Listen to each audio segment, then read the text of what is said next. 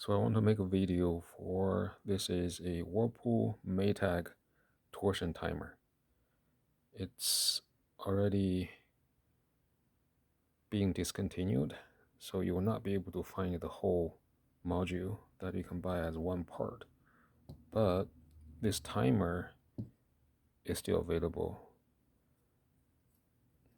This timer over here. So normally, if you just have a bad timer, in this case, I think the timer is bad. You can just essentially look at the red wire and the blue and the white wire, and then eventually they get connected onto this connector over here, and you just undo either the white one or the red one, and then you can use a multimeter to check the continuity. In my case, the continuity is 0L, so the timer most likely is bad.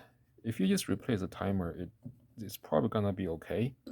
But in my case, I had to replace this one of those bypasses. One of them is a heater bypass, the other one is the motor bypass.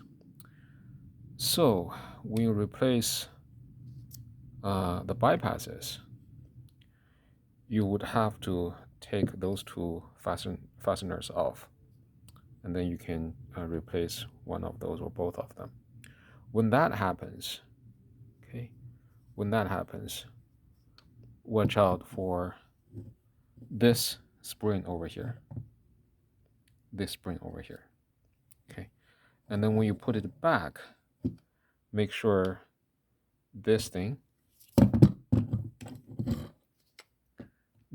that this little protrusion is going through this hole. Okay. And then this over here, this protrusion is going through this hole. And then you know that those tabs will be actually upright. Otherwise, this little tab, this little stop, will not be upright. And if you do need to replace those bypasses, right, most likely you're going to lose the tension on this spring over here. So make sure that those springs, you can see both springs are looped this way. And then when you put it back, you want to make sure that you have tension on this. They call this the index wheel. You want to make sure that you have tension on this index wheel. Okay, so